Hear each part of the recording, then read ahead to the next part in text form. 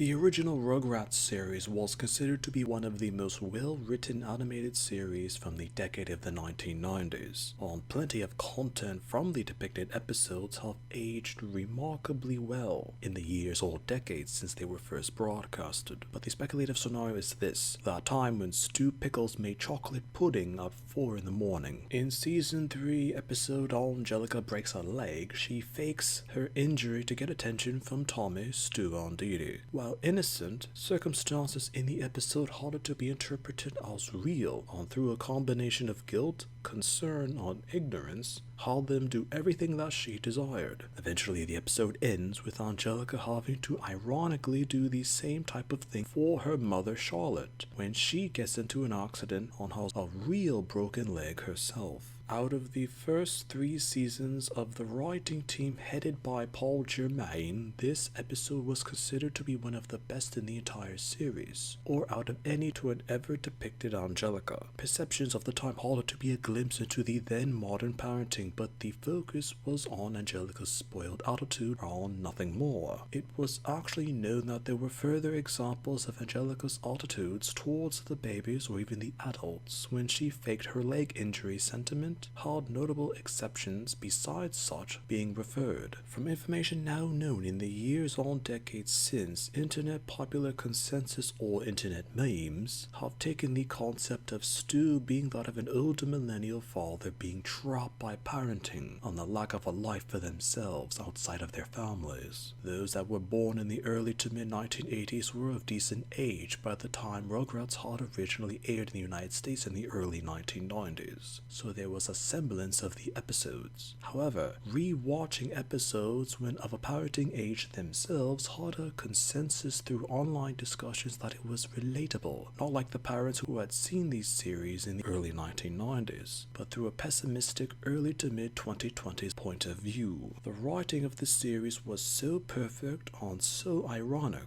or even so depressing, that generations after the original age range found aspects of the circumstances depicted in the episodes understandable, and not just for humor from a children's show from the early 1990s, but a bleak outlook on modern American life.